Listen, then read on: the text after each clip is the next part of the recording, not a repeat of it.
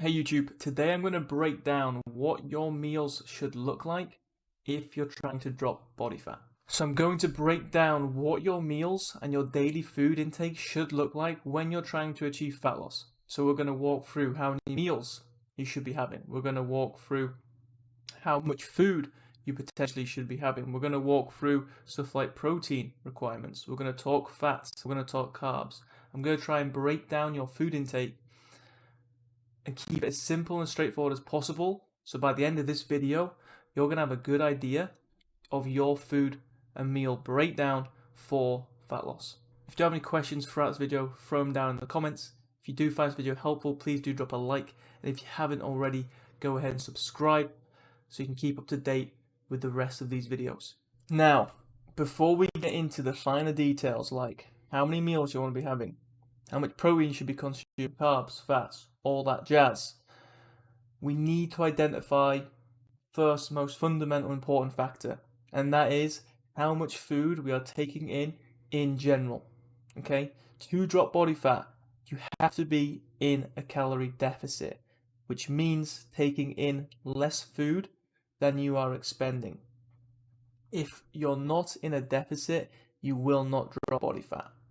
Now, in this video, I'm not going to walk through exactly how to work out how many calories you need to consume because I don't want this video to be too long. However, I have done previous videos on how to do that, so I will link that down below. Okay, this video is going to be talking about some of the finer details in terms of actually breaking down meals and general food intake, but we have to be making sure that we are eating the right amount to put ourselves into a calorie deficit. So make sure you do check out that video so you're confident on how much you need to be eating. Okay, once you identified how much food you need to be eating, we're then going to go on to meal frequency. Now, the reason why we're going to talk about meal frequency first is because getting an idea of how many meals or how many feeding times you're going to have within a day is going to help when we come down to the breakup of those meals in terms of what those meals want to look like and what they want to include. Now, meal frequency, the importance of meal frequency, and if there is any real importance of meal frequency. You've probably seen some people say smaller, more frequent meals are better. You've probably seen some people say larger, less frequent meals are better. Even maybe something like fasting, where you only have a small window in each day where you actually eat. Here's the secret of meal frequency. How many times you eat in a day, whether that's more or less, doesn't really matter when it comes to fat loss and dropping body fat. Smaller, more frequent meals isn't going to boost your metabolism and help you burn body fat quicker. Less frequent, larger meals or fasting isn't going to help you drop body fat any quicker. Meal frequency only really depends on helping you, 1, manage hunger, and 2, go about your day. So what I mean by this is going about your day. What suits your daily routine? If someone says to you, you have to eat 6 meals a day, but you can't fit 6 meals a day in, then it is pointless. It is useless. How many meals can you fit in a day? Plus, how many meals do you want to eat in a day? If you're happy with breakfast, lunch, and dinner, then stick to 3 meals a day. If you don't typically eat breakfast, but you like lunch and dinner, stick to 2 meals a day. If you don't eat breakfast typically, but you maybe have a small snack, then have a snack, lunch, and dinner. If you want to go down the fasting route and you don't eat until dinner, have that big window, then do that. If you want to eat breakfast, then have another small meal between breakfast and lunch, then have lunch, then have another small meal between lunch and dinner, and then have dinner. And you want to have 5, 6 meals a day, have 5, 6 meals a day. Meal frequency doesn't matter when it comes to fat loss as long as calories are accounted for and you're still remaining in a calorie deficit. However, the other thing we have to take into account is then hunger. When we come to dropping body fat, being in a calorie deficit, hunger is likely going to be there, be apparent. And if hunger is getting relatively bad, you might find a certain meal frequency helps with keeping hunger managed. For example, if you're noticing hunger is very, very bad between lunch and dinner, and you're struggling to keep calories controlled because hunger is so bad, then having a small meal there might be a good idea to then help manage hunger. So you might then find, instead of 3, having 4 meals or feeding windows is beneficial. On the other hand, hunger might not be bad. You might not need to manage hunger that well, or need to manage hunger in a way of manipulating feeding windows or meals, and you might be able to stick to just the 3 or just the 2. So meal frequency really just depends on you as an individual, what suits your lifestyle, your day-to-day, and if it helps you manage hunger. It isn't going to make a huge difference other than those 2 factors for fat loss. However, picking a meal frequency, one that you can be consistent with, is probably going to be helpful. One, because consistency of just meal frequency and then the breakdown of those meals will likely help with consistency of calorie intake, protein, which we're going to come on to now. So having a meal frequency set that you're going to stick to is probably relatively important. Now, protein, what your protein needs to look like day to day. The main thing we need to focus on here is just making sure that just from a daily perspective, before we look at meals, that we're getting in enough protein. Okay, protein is going to be mainly important for, well, other than general health, stuff like retention of muscle mass. Okay, and making sure we're getting enough in the day is the most important thing. Now, if you're wanting to be quite precise with this, I would go off trying to hit roughly 1 gram per pound of body weight. Okay, so let's say you're 150 pounds, that would be trying to hit 150 grams of protein each day. Now obviously there's a little bit of leeway here. If you're a little bit under, let's say 0.8 to 1 gram per pound of body weight, you're going to be fine. So it's just a rough number to sort of aim for, okay? But if you're hitting around that number, in terms of muscle retention, you're going to be doing a good job.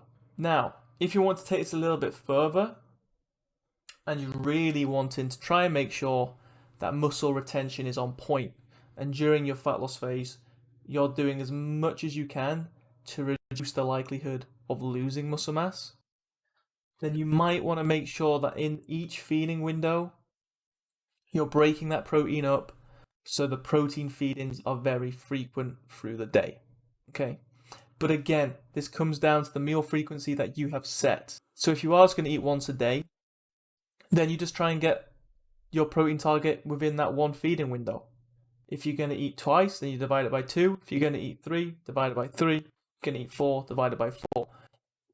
Having more frequent feedings of protein through the day might, yes, be beneficial for making sure we retain muscle mass, but it's not something that I would potentially try and change massively if it's not going to fit your day-to-day, your meal frequency that you've set.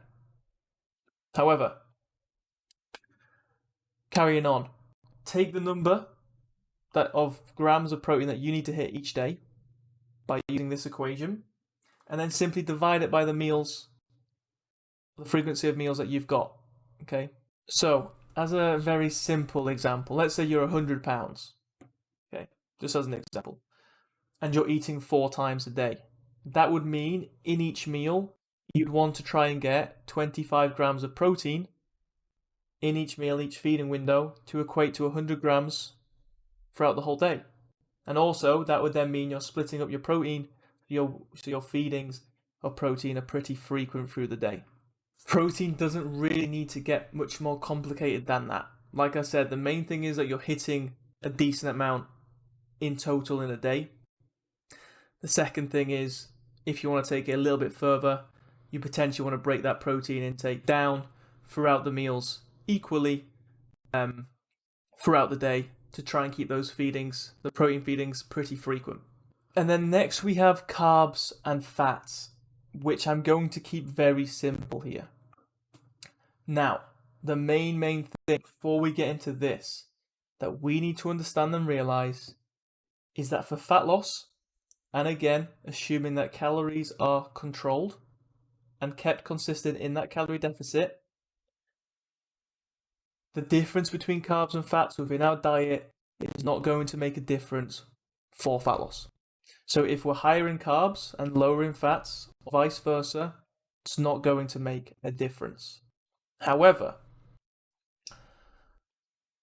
the one benefit carbs might play over fats, and therefore you might potentially want to keep carbs higher and fats lower, again, while keeping calories controlled, is that carbs, one, do help with muscle retention because of the properties of carbohydrates, and two, will then also help with performance because carbs will typically be that main energy resource that your body's going to use.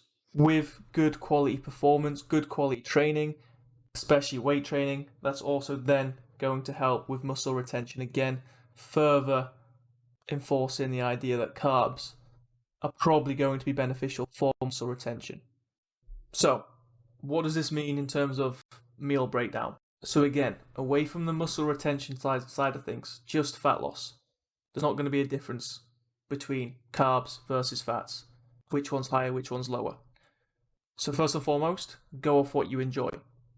If you enjoy more fats and less carbs and vice versa, then go for it. And in terms of meal breakup, I wouldn't really make it complicated. Essentially, again, as long as calories are controlled, have what you want in terms of carbs in relation to fats within each meal. However, if you want to try your best to retain muscle mass and do all you can, and you really want to try and prioritize training, keep performance of training high, which I personally would advise if you're looking for the best results, then I would try and keep carbs higher and fats slightly lower on average, again, as long as calories are controlled. And in terms of meal breakdown or meal frequency, in terms of placing carbs and fats, all I would really do, again, keeping it simple, is making sure that you've got a decent amount of carbs within the amount of carbs you can have day to day. You've got a decent amount of carbs placed around that pre and post workout window. Probably more pre, because that is going to help with workout performance, training quality, and then some post to essentially just help with recovery. But I really wouldn't get any more complicated or take it any further than that.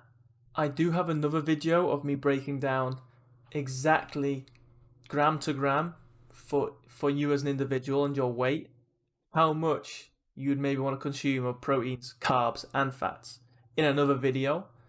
So if you want to get that detailed, I'll link that in the description so you can have a look at that as well. But if you want to keep it very straightforward and simple, use that advice and those steps that I've walked you through there, because it doesn't necessarily need to get more complicated than that. So there you have it. Meal and food breakdown of what you need to potentially be consuming, or how you need to potentially be consuming your food day to day for fat loss. Again, gone through calories there, and the biggest part is and factor is you need to be in a calorie deficit. We've gone through meal frequency, protein intake, and then carbs, fats. Hopefully you found that video helpful. If you did, please do drop a like. If you have any questions throughout this, throw them down below and I'll get back to you. And if you haven't already, please do subscribe so you can keep up to date with the rest of these videos. Take care, and I'll catch you on the next one.